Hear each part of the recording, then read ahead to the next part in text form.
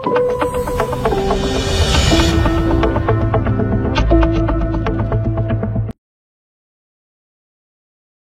Motors எல்லாருக்கும் தெரிஞ்சது தான். ஸோ 4 வருஷத்துக்கு முன்னாடி ஒரு ரூ. 65 இருந்த ஸ்டாக் ரூ. 1000 வரைக்கும் அது விலை வந்து. ஸோ அப்போ ரூ. 65 10 மடங்கு விலை உயர்ந்து ரூ. 650.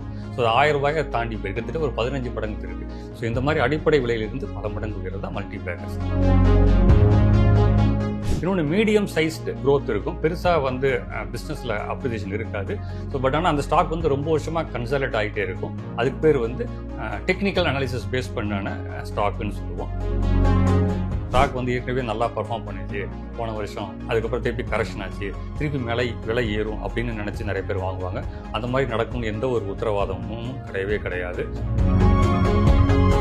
ஸோ மல்டிபேக்கர் ஸ்டாக்ஸுங்கிறது யார் சொல்கிறாங்க அப்படின்னு சொல்லி பார்க்கணும். நிறையா சோஷியல் மீடியா, ஸோ அதில் வரும், எஸ்எம்எஸ் வரும், இந்த மாதிரி ஸ்டாக் பை பண்ணுங்கன்னு சொல்லி. ஸோ இந்த மாதிரி விஷயங்களை தவிர்த்துட்டு அடிப்படையாக அந்த கம்பெனி என்ன பிஸ்னஸ் பண்ணுது, அவங்க என்ன ப்ராடக்ட் மேனுஃபேக்சர் பண்ணுறாங்க, எங்கே மார்க்கெட் பண்ணுறாங்க, அவங்க கஸ்டமர்ஸ் யார், அது மல்டிபேக்கராக மாறணும் அப்படின்னு சொல்லி சொன்னால் அந்த பிஸ்னஸ் ஃபண்டமெண்டல்ஸ் நம்ம புரிஞ்சுக்கணும். அது மினிமம் 5 to 10 years ஹோல்டு பண்ணணும். ஸோ ஒரு இன்வெஸ்ட்மெண்ட் அப்படின்னா லாங் டேர்ம் தான். மல்டிபேக்கர் ஸ்டாக் அப்படின்னாவே லாங் டேர்ம் தான். ஆதன் பிசினஸ் நேயர்களுக்கு வணக்கம். தொடர்ந்து நம்ம சேனல்ல mutual fund, investment, stock market இப்படி நிறைய விஷயங்களை பார்த்துக்கிட்டு வரோம். அந்த வகையில இன்னைக்கு மல்டிபேக்கர் ஃபண்டை பத்தி தான் பார்க்க போறோம். இதை பத்தி நம்ம கூட ஷேர் பண்ணிக்க இன்னைக்கு ஜாயின் பண்ணிருக்காரு ஃபினான்ஷியல் அட்வைசர் முரளிதரன் அவர்கள். வாருங்கள் பேசலாம். வணக்கம் சார். வணக்கம், எப்படி இருக்கீங்க? நல்லா இருக்கு சார், நீங்க எப்படி சார்? நல்லா இருக்கும் சார். இப்போ மியூச்சுவல் ஃபண்ட் நிறைய ஸ்டாக்ஸ் இருக்கு, இந்த மல்டிபேக்கர் ஸ்டாக்ஸ் அப்படின்னா என்ன சார்? மல்டிபேக்கர் அப்படிங்கிறது பார்த்தீங்கன்னா அடிப்படை விலையிலேருந்து பல மடங்கு உயரக்கூடியது. ஸோ பேக்கர் அப்படின்னா ஆக்சுவல் காஸ்ட்லேருந்து பல மடங்கு விளையக்கூடாது தான் மல்டி பேக்கர். இப்போ ஒரு சின்ன ஒரு எக்ஸாம்பிள் எல்லாருக்கும் தெரிஞ்ச ஒரு ஸ்டாக் சொல்கிறேன். டாடா மோட்டார்ஸ் எல்லாருக்கும் தெரிஞ்சது தான். ஸோ 4 வருஷத்துக்கு முன்னாடி ஒரு ரூ. 65 இருந்த ஸ்டாக் ரூ. 1000 வரைக்கும் அது விலை வந்து. ஸோ அப்போ ரூ. 65 10 மடங்கு விலை உயர்ந்து ரூ. 650. ஸோ அது ரூ. 1000 தாண்டி போயிருக்கு, கிட்டத்தட்ட ஒரு 15 மடங்கு இருக்குது. ஸோ இந்த மாதிரி அடிப்படை விலையிலிருந்து பல மடங்கு உயர்றது தான் multibagger stock. Okay sir, இது எப்படி சார் இன்வெஸ்டர்ஸ் ஃபைன் பண்ணுறது? இது ஒரு நல்ல கொஸ்டின். இதில் என்னென்னு பார்த்தீங்கன்னா, இது அடிப்படையே 2 வகையாக பிரிக்கலாம். Fundamentals attribute based multi Baker, technical based multi Baker. இந்த ஃபண்டமெண்டல் அப்படிங்கிறது அந்த கம்பெனி என்ன டைப் ஆஃப் பிஸ்னஸில் இருக்கிறாங்க அப்படின்னு பார்க்குறோம். அந்த பிஸ்னஸ் ஹை க்ரோத் ஓரியன்டாக இருக்கணும். ஸோ தொடர்ந்து பிஸ்னஸ் கன்சிஸ்டண்ட்டாக க்ரோ ஆகிட்டே இருக்கணும். அந்த ப்ராடக்ட்ஸ் மார்க்கெட்டில் எப்பொழுதுமே டிமாண்ட் இருந்துக்கிட்டே இருக்கும். ஸோ இந்த வகை அடிப்படையாக இருக்கிற ஃபண்டமெண்டல்ஸை பேஸ் பண்ணி இதுக்கு குவாலிட்டி மேனேஜ்மெண்ட் ரொம்ப அவசியம். ஸோ குவாலிட்டி மேனேஜ்மெண்ட்டால் தான் இந்த மாதிரி ஒரு லாங் ரன்னுக்கான பிஸ்னஸை ப்ராப்பராக மேனேஜ் பண்ண முடியும். ஸோ இது ஃபண்டமெண்டல்ஸை பேஸ் பண்ணி. இன்னொன்று மீடியம் சைஸ்டு க்ரோத் இருக்கும், பெருசாக பிஸ்னஸில் அப்ரிசியேஷன் இருக்காது. ஸோ பட் ஆனால் அந்த ஸ்டாக் ரொம்ப வருஷமாக கன்சாலிடேட் ஆகிட்டே இருக்கும். அதுக்கு பேர் டெக்னிக்கல் அனாலிசிஸ் பேஸ் பண்ணான ஸ்டாக்குன்னு சொல்லுவோம். இந்த ஃபண்டமெண்டல்ஸ்க்கு பார்த்தீங்கன்னா கடந்த பல வருடங்களில் பார்த்தீங்கன்னா ஃபார்மா கம்பெனிஸோட ஸ்டாக்ஸ் நம்ம தவிர்க்கவே முடியவே முடியாது. மனிதகுலம் இருக்க வரைக்கும் 2 தொழில் இருக்கும், ஒன்று சாப்பாடு, இன்னொன்று ஹெல்த் கேர். ஸோ இப்போ இதுக்கு எப்பொழுதுமே டிமாண்ட் இருக்கும். ஸோ இதில் ஹை க்ரோத் ஓரியன்டட் ஸ்டாக்ஸ் ஃபார்மாக இருக்கும். இப்போ ரீசெண்டாக பார்த்தீங்கன்னா கடந்த 10 வருடங்களில் பார்த்தீங்கன்னா சென்ட்ரல் கவர்மெண்ட் டிஃபென்ஸுக்கு அதிகமான அலோகேஷன் கொடுத்து கொடுக்குறாங்க. ஸோ அதுக்கு பார்த்தீங்கன்னா டிமாண்ட் அதிகமாகவே இருக்குது. அதேமாதிரி ரயில்வே ஸ்டாக்ஸில் பார்த்தீங்கன்னா நிறைய ரயில்வே ஸ்டேஷனுடைய டெவலப்மெண்ட்ஸ் நிறையா மாதிரி இருக்குது. வந்தே பாரத் மாதிரி ட்ரெயின் நிறையா விட்டுருக்காங்க. ஸோ இந்த மாதிரி இருக்குது. ஸோ அப்போ அந்த மாதிரி ஸ்டாக்ஸும் பார்த்தீங்கன்னா தொடர்ந்து இதில் ஃபண்டமெண்டல்ஸை ஆஸ் பண்ணி போயிட்டு இருக்கிற ஸ்டாக்ஸ். அதில் பார்த்தீங்கன்னா இந்த ஃபின்டெக் கம்பெனிஸ் இந்த லாஸ்ட் ஒரு 5 years ஒரு மேஜர் ட்ரேடு சேஞ்ச் கொடுத்த ஒரு செக்டார். இந்த ஃபின்டெக் கம்பெனிஸ்னால் எப்படின்னு பார்த்தீங்கன்னா இவ்வளோ நாளாக டெக்னாலஜி அதிகமாக உபயோகப்படுத்தாத ஒரு செக்டார் இப்போ டெக்னாலஜி பேஸ் பண்ணியிருக்கு. கடந்த ஒரு 5 வருஷத்துக்கு முன்னாடியெல்லாம் பார்த்தீங்கன்னா கோவிடுக்கு முன்னாடி நான் சொல்கிறேன், நான் ஸ்டாக் மார்க்கெட்டுடைய ட்ரேடபுள் இன்வெஸ்டர்ஸ் ரொம்ப கம்மி. நம்பர் ஆஃப் டிமேட் அக்கௌண்ட்டே ரொம்ப கம்மியாக இருந்தது. கோவிடுக்கு அப்புறம் தான் நம்பர் ஆஃப் டிமேட் அக்கௌண்ட் அதிகமாக ஆச்சு. ஸோ அதுக்கப்புறம் பார்த்தீங்கன்னா மியூச்சுவல் ஃபண்ட் இன்வெஸ்டர்ஸ் அதிகமாகிட்டாங்க, எஸ்ஐபி அதிகமாக இன்வெஸ்ட் பண்ண ஆரம்பிச்சிட்டாங்க. ஸோ இது எல்லாமே அந்த செக்மெண்ட்டில் இருக்கிற கம்பெனிஸ் தொடர்ந்து வளர்ந்துக்கிட்டே இருக்குது. இப்போ மியூச்சுவல் ஃபண்ட் கம்பெனி தொடர்ந்து வளருது. இப்போ ஸ்டாக் மார்க்கெட்டில் அதிகமாக ட்ரேட் பண்ணுறதுனால நம்பர் ஆஃப் ப்ரோக்கிங் கம்பெனிஸ் வளருது. அவங்க நிறைய டெக்னாலஜி யூஸ் பண்ணுறாங்க. ஸோ இந்த டெக்னாலஜி பேஸ்டு ஸ்டாக்ஸும் வருது. ஸோ இதெல்லாம் ஃபண்டமெண்டல்ஸ்.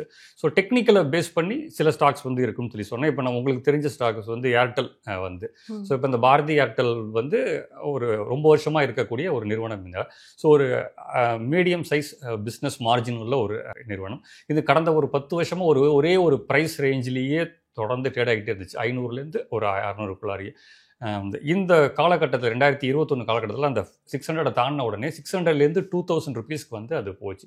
ஸோ இது ஒரு மல்டி பேக்கர் ஸ்டாக்காக வந்து மாறிச்சு. ஸோ அந்த மாதிரி ஃபண்டமெண்டல்ஸ், டெக்னிக்கல்ஸ் 2 இன்வால்வ் ஆகிறது தான். அப்படி தான் நம்ம வச்சு ஐடென்டிஃபை பண்ணணும். Okay sir. இப்போ இந்த ஐடென்டிஃபை பண்ணும்போது இன்வெஸ்டர்ஸ் எந்த மாதிரி மிஸ்டேக் சார் பண்ணுறாங்க? இந்த ப்ராசஸில் பீப்புள் யூஸ்வலாக வந்து காமனாக பண்ணுற மிஸ்டேக்ஸ் வந்து பார்த்தீங்கன்னா எமோஷனல் டிசிஷன்ஸ் வந்து எடுப்பாங்க. நீங்கள் எந்த ஒரு இன்வெஸ்ட்மெண்ட்டுமே நீங்கள் பாருங்கள், நீங்கள் ரியல் எஸ்டேட் வாங்குறதா இருக்கட்டும், இல்லை ஒரு கோல்டு வாங்குறதா இருக்கட்டும், இல்லை ஒரு ஸ்டாக்ஸ் வாங்குறதா இருக்கட்டும், மெஜாரிட்டி நம்மளுடைய வந்து பார்த்திங்கன்னா எமோஷன்ஸ், ஒரு ஐஃபோன் வாங்குறதா இருக்கட்டும், ஒரு 2 வீலர் வாங்குறதா இருக்கட்டும், ஸோ எதுலேயுமே வந்து பார்த்திங்கன்னா எமோஷன்ஸ் வந்து play a major role. But இதில் வந்து ஸ்டாக் மார்க்கெட்னு வரும்போது இன்வெஸ்டர்ஸ் வந்து ஒரு ஸ்டாக்கை பை பண்ணும்போது அதில் வந்து எமோஷன்ஸ் வந்து ரொம்ப ரோல் ப்ளே பண்ணும். இதில் காமனாக பண்ணுற மிஸ்டேக்ஸ் வந்து பார்த்திங்கன்னா அவங்க வந்து நான் லாங் டர்ம் இன்வெஸ்டர் அப்படின்னு சொல்லி ஒரு ஸ்டாக் வந்து வாங்குவாங்க. ஸோ வந்து அந்த ஸ்டாக் வந்து எவ்வளோ நல்ல ஸ்டாக்காக இருந்தாலும் மார்க்கெட் கரெக்ஷன் வந்து பார்த்திங்கன்னா 10 to 30% வந்து கரெக்ஷன் ஆகும். ஸோ இப்போ அவங்களுக்கு ப்ரெஷர் பில்டப்பாக என்ன பண்ணுவாங்க, அந்த ஸ்டாக்கை வந்து விற்றுருவாங்க. ஸோ அப்போ லாங் டேர்ம் இன்வெஸ்டருங்கிற அவங்க எடுத்த அந்த முடிவே வந்து அவங்கள வந்து மாற்றுறதுக்கான அந்த ப்ரெஷரை வந்து உருவாக்கிடும். ஸோ அதில் என்ன பண்ணுவாங்கன்னா, நல்ல ப்ராஃபிட் மேக்கிங் கம்பெனி ஸ்டாக்கை வந்து செல் பண்ணிவிடுவாங்க. லாஸ் மேக்கிங் கம்பெனியை வந்து ஆவரேஜ் பண்ணுவாங்க.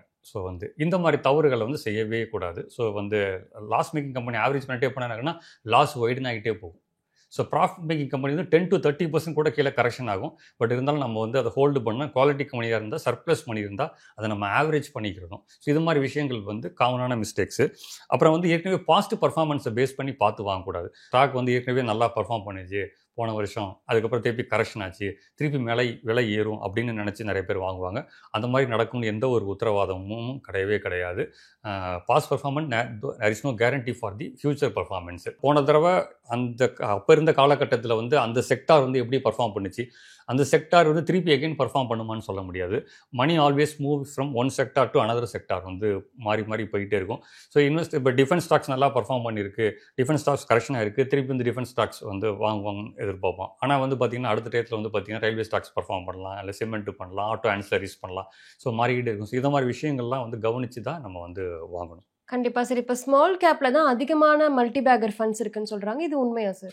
அப்படி கிடையாது. பெரும்பாலான வந்து மல்டி பேக்கர் வந்து பார்த்திங்கன்னா ஸ்மால் கேப் ஸ்டாக்ஸில் இருக்கும், மிட் கேப் ஸ்டாக்ஸில் இருக்கும். வந்து அதுக்கு வந்து மார்க்கெட் வந்து இப்போ டிஃப்ரெண்ட் டைப் ஆஃப் ஆப்பர்ச்சுனிட்டிஸ் கொடுக்குது. இப்போ கோவிட்னு ஒரு கிராஷ் வரும்னு யாருக்குமே தெரியாது. ஸோ கோவிட் கிராஷில் வந்து லார்ஜ் கேப் ஸ்டாக்ஸுக்கே இந்த வாய்ப்பு கிடைச்சிது. இப்போ நான் உதாரணம் சொன்ன மாதிரி பாரதி ஏர்டெல்லும் பார்த்தீங்கன்னா லார்ஜ் கேப் ஸ்டாக்ஸு. அப்புறம் வந்து ஹிந்துஸ்தான் ஜிங்க் அப்படின்னு சொல்லக்கூடிய ஒரு ஸ்டாக் வந்து லார்ஜ் கேப் ஸ்டாக்ஸு. அதுவும் வந்து இந்த 4 வருஷத்தில் நல்லா பர்ஃபார்ம் பண்ணியிருக்கு. பாரத் எலக்ட்ரானிக்ஸ் வந்து நல்லா, இது எல்லாமே லார்ஜ் கேப் ஸ்டாக். இதுவே மல்டி பேக் ரிட்டர்ன்ஸ் வந்து நம்ம கொடுத்துருக்கு. பட் அதிகமாக வந்து ஸ்மால் கேப் அண்ட் மிட் கேப்பில் வந்து அதிகமான ஸ்டாக்ஸுகள் இருக்கும். அதை செலக்ட் பண்ணுறதுக்கான நிறைய டூல்ஸை வந்து கவனித்து யூஸ் பண்ணணும். Okay sir. இப்போ நிறைய டூல்ஸை கவனிக்கணும்னு சொல்கிறீங்க. இப்போ வந்து நிறைய மிஸ்லீட் ஆகுது இல்லை சார்? இது நான் மல்டி பேக்கர் ஸ்டாக்னு நினச்சிப்போ இது பண்ணுறேன், அது மல்டி பேக்கர் ஆகிறது இல்லை. அது எப்படி சார் வெளியே வருது? ஸோ மல்டி பேக்கர் ஸ்டாக்ஸுங்கிறது யார் சொல்கிறாங்க அப்படின்னு சொல்லி பார்க்கணும். நிறையா சோஷியல் மீடியாவில் வந்து இன்ஃப்ளூயன்சஸ் நிறையா சொல்லுவாங்க. அதுக்கப்புறம் பார்த்திங்கன்னா டெலிகிராம், வாட்ஸ்அப் குரூப் இருக்கும். ஸோ அதில் வரும், எஸ்எம்எஸ் வரும், இந்த மாதிரி ஸ்டாக்கை வந்து பை பண்ணுங்கன்னு சொல்லி. ஸோ இந்த மாதிரி விஷயங்களை வந்து தவிர்த்துட்டு அடிப்படையாக வந்து அந்த கம்பெனி வந்து என்ன பிஸ்னஸ் பண்ணுது, அவங்க என்ன ப்ராடக்ட் வந்து மேனுஃபேக்சர் பண்ணுறாங்க, எங்கே மார்க்கெட் பண்ணுறாங்க, அவங்க கஸ்டமர்ஸ் யார், ஸோ வந்து அவங்க சப்போஸ் சர்வீஸ் பேஸ்டு கம்பெனியாக இருந்தால் என்ன மாதிரி சர்வீஸ் கொடுக்குறாங்க. ஸோ இந்த மாதிரி விஷயங்களை தான் கவனித்து பார்க்கணுமே தவிர இந்த மாதிரி எஸ்எம்எஸ் பேஸ்டு இல்லை வந்து டெலிகிராம், வாட்ஸ்அப் பேஸ்டு வந்து பார்க்கக்கூடாது.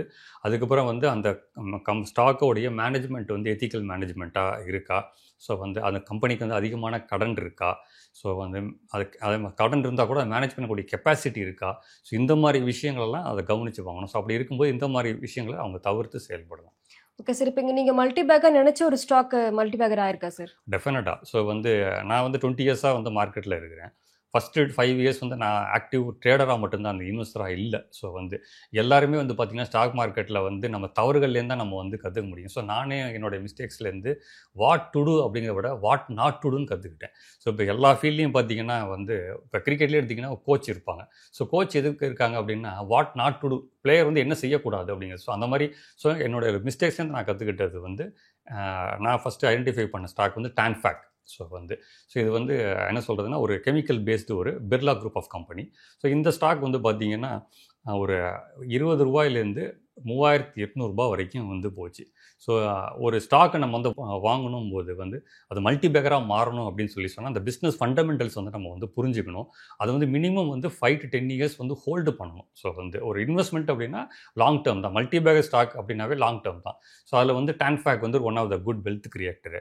அப்புறம் வந்து ஃப்ரண்டையர் ஸ்ப்ரிங்னு ஒரு கம்பெனி. ஸோ இவங்க வந்து பார்த்திங்கன்னா ரயில்வே உடைய என்ன சொல்கிறதுன்னா அந்த செக்டாரில் வந்து நிறையா கவர்மெண்ட் வந்து ஸ்பெண்ட் பண்ணி அந்த செக்டாரில் பூஸ்ட் கொடுக்கும்போது இது வந்து ஒன் ஆஃப் த ஒரு key component player. Hot coiled springs வந்து அதிகமாக வந்து மேனுஃபேக்சர் பண்ணக்கூடிய ஒரு கம்பெனி. இந்த கம்பெனி வந்து 2015 வந்து ₹30 கோடி டேர்ன் ஓவர், 0 ப்ராஃபிட்டில் இருந்தாங்க. 2025 ₹230 கோடி டேர்ன் ஓவர், ₹35 கோடி ப்ராஃபிட் மேக்கிங் பண்ணாங்க. ஸோ அப்போ வந்து இந்த கடந்த ஒரு 4 ஆண்டுகளில் இந்த கம்பெனி வந்து ₹300 ₹4,500 வந்து இந்த ஸ்டாக் வந்து ரிட்டர்ன் கொடுத்துச்சு. இது வந்து ஒரு மல்டி பேக்கர் ஸ்டாக். ஸோ அப்போ வந்து நம்ம என்ன பார்க்குறோன்னா இந்த ஸ்டாக் வந்து எந்த செக்டாரில் இருக்குது, அந்த செக்டாரில் வந்து தொடர்ந்து வளர்ச்சி இருக்கா, ஸோ வந்து அப்படி வளர்ச்சி வந்து இந்த ஸ்டாக் மேனேஜ்மெண்ட் வந்து அதுக்குடைய கெப்பாசிட்டி இருக்கா, அதை மேனேஜ் பண்ணக்கூடிய கெப்பாசிட்டி இருக்கா, ஸோ இதெல்லாம் பார்த்து கவனித்து குவார்ட்டர் பை குவார்ட்டர் ரிசல்ட் எல்லாம் கவனித்து பண்ணும்போது இந்த மாதிரி ஸ்டாக்ஸுமே வந்து மல்டி பேக்கர் ஸ்டாக்ஸாக வந்து மாறுறதுக்கு. அடுத்தது இன்னொரு சிக்கா அப்படின்னு ஒரு ஸ்டாக். இவங்க என்ன பண்ணுறாங்க அப்படின்னு சொல்லி சொன்னால் வந்து ஏரோஸ்பேஸ் டிஃபென்ஸ் இதுக்கெல்லாமே வந்து பார்த்திங்கன்னா எம்ஆர்ஓன்னு சொல்லிட்டு மெயின்டெனன்ஸ் ரிப்பேர் ஓவர்ஹால் சர்வீஸ் வந்து பண்ணுறாங்க. ஸோ இது வந்து ஒரு ஸ்பெஷலைஸ்டு ஏரியா. இது எல்லாரும் பயிரிட முடியாது. ஸோ லேண்டிங் கியருக்கான அந்த எக்யூப்மெண்ட்ஸ் வந்து ஃபாரின் கொலாபரேஷன் மேனுஃபேக்சர் பண்ணுறாங்க. ஸோ வந்து இந்த ஏரோஸ்பேஸில் வந்து எல்லாரும் அவ்வளோ ஈஸியாக வந்து உள்ள நுழைஞ்சிட முடியாது, ஒரு ப்ராடக்ட்டை மேனுஃபேக்சர் பண்ண முடியாது, ஜஸ்ட் சர்வீஸும் பண்ண முடியாது. ஸோ அப்போ ஸ்பெஷலைஸ்டு கரெக்ட். இந்த ஸ்டாக் வந்து பார்த்திங்கன்னா இந்த கடந்த 5 வருடங்களில் மல்டி பேக் ரிட்டர்ன்ஸ் கொடுத்துருக்கு. ஸோ இதெல்லாம் வந்து இந்த காலகட்டத்தில் வந்து இது வந்து திருப்பி இதே மாதிரி கொடுக்குன்னு நம்ம வந்து கன்சிடர் பண்ணக்கூடாது. ஒவ்வொரு காலகட்டத்திலையும் அது மாறிக்கிட்டே இருக்கும். ஸோ அடுத்தடுத்து எப்படி நம்ம செலக்ட் பண்ணுங்கிறது ஏற்கனவே நம்ம டிஸ்கஸ் பண்ண மாதிரி அதன் அடிப்படையில் தான் அவங்க செலக்ட் பண்ணணும். Okay sir. இப்போ இந்த மல்டி பேக்கர் ஸ்டாக்ஸ் என்ன மாதிரி ரிஸ்க் இருக்குது சார்? மல்டி பேக் ஸ்டாக்ஸில் வந்து என்ன ரிஸ்க் இருக்குது அப்படின்னு பார்த்தீங்கன்னா மல்டி பேக் ஸ்டாக்ஸில் வந்து ட்ரேடபிள் குவான்டிட்டி வந்து கம்மியாக இருக்கும். ஸோ ஹை வால்யூம் வந்து இருக்காது. ஒரு உதாரணத்துக்கு வந்து HDFC பேங்க்கு, ஐடிசி இந்த மாதிரி ஸ்டாக்ஸ்லாம் வந்து பார்த்திங்கன்னா ஈக்விட்டி பேஸ் வந்து அதிகம். ஒரு நாளைக்கு வந்து பார்த்திங்கன்னா 50 பைசாலேயே வந்து 5 பைசாலேருந்து 50 பைசாக்குள்ளேயே ஒரு நாள் ஃபுல்லாக ட்ரேட் ஆகிட்டே இருக்கும். பட் இந்த மல்டி பேக்கர் ஸ்டாக் பார்த்திங்கன்னா அந்த குவான்டிட்டி அளவு கம்மியாக தான் இருக்கும். ஸோ ட்ரேடபிள் குவான்டிட்டியே கம்மியாக இருக்கும்போது தேவையான அளவுக்கு நம்ம குவான்டிட்டியே வந்து கிடைக்காது. அப்படியே கிடைச்சாலும் வந்து அது என்ன ப்ரைஸ் ஃப்ளக்சுவேஷன்ஸ் இருக்கும், ப்ரைஸ் கேப் இருக்கும், பையிங்க்கு செல்லிங்க்கு உள்ள ப்ரைஸ் கேப் இருக்கும், ப்ரைஸ் ஃப்ளக்சுவேஷன்ஸ் வந்து அதிகமாக இருக்கும். ஸோ டவுன் ட்ரெண்டில் இருக்கும்போது நம்ம செல் பண்ணணும்னு நினச்சா கூட வந்து அதிகமான குவான்டிட்டி நம்மக்கிட்ட இருக்கா, அதிகமான பையர்ஸ் வந்து இருக்க மாட்டாங்க அதை செல் பண்ணுறதுக்கு. ஸோ அதனால் லாஸ் வரும். ஸோ இந்த மாதிரி விஷயங்களை கவனிக்கணும். ப்ளஸ் வந்து மேனேஜ்மெண்ட் வந்து அன்எத்திக்கல் மேனேஜ்மெண்ட்டாக இருந்ததுன்னா இதெல்லாம் வந்து கஷ்டம் மேனேஜ் பண்ணுறது. ஸோ அதனால் மேனேஜ்மெண்ட் அட்ரிபியூட்ஸ் நம்ம வந்து ரெகுலராக இதெல்லாம் பார்க்கணும். Okay sir. இப்போ மல்டி பேக்கர் ஃபண்ட் வந்து பிகினர்ஸ்க்கு யூஸ் ஆகுமா சார்? டெஃபினட்டாக யூஸ் ஆகும். ஸோ மல்டி பேக்கருங்கிறது நம்ம ஏற்கனவே சொன்ன மாதிரி வந்து பிகினராக இருக்கட்டும், ஒரு எக்ஸிஸ்டிங் இன்வெஸ்டராக இருக்கட்டும், யாருக்கு வேணாலும் யூஸ் ஆகும். ஆனால் வந்து மல்டி பேக்கர் ஸ்டாக்குன்னு வந்துட்டால் டெஃபினட்டாக லாங் டேர்ம் இன்வெஸ்ட்மெண்ட் தான். ஷார்ட் டேர்ம் இன்வெஸ்ட்மெண்ட்டுக்கு வந்து செட்டே ஆகாது. காரணம் என்னென்னா ஒரு பிஸ்னஸை வந்து புரிஞ்சுக்கிறதுக்கே அவங்களுக்கு வந்து பல வருஷங்கள் வந்து ஆகும். ஸோ ஏற்கனவே நம்ம சொன்ன மாதிரி வந்து எந்த மாதிரி செக்டாரை ஃபஸ்ட்டு நம்ம செலக்ட் பண்ண போகிறோம், அந்த செக்டாரில் என்னென்ன கம்பெனிஸ்லாம் இருக்குது, அதில் நம்ம செலக்ட் பண்ணுற ஸ்டாக்கு அந்த மேனேஜ்மெண்ட் கெப்பாசிட்டி என்ன, அந்த மேனேஜ்மெண்ட்டுக்கு வந்து கடன் இருக்கா இல்லையா, ஸோ அந்த பிஸ்னஸ் இந்த ரைட் ட்ராக்கில் வந்து போயிட்டு இருக்கா, வந்து மேனேஜ்மெண்ட் வந்து அடிக்கடி வந்து சேஞ்ச் ஆகக்கூடாது. ஸோ அந்த மாதிரி சேஞ்ச் ஆச்சுனாலும் so something wrong with the management அப்படின்னு தெரிஞ்சுக்கணும். ஸோ இந்த மாதிரி விஷயங்களை வந்து நுணுக்கமாக பார்க்கணும். ஸோ அதனால் பிகினராக இருக்கட்டும், இல்லை வந்து ஒரு எக்ஸ்பீரியன்ஸ்டு பர்சனாக இருக்கட்டும், எல்லாருக்குமே வந்து மல்டி பேக்கர் ஸ்டாக் வந்து செட் ஆகும். கண்டிப்பாக சார். மல்டி பேக்கர் ஃபண்ட் பற்றி நிறைய விஷயங்கள் சொன்னீங்க. ரொம்பவே நன்றி சார். நன்றி.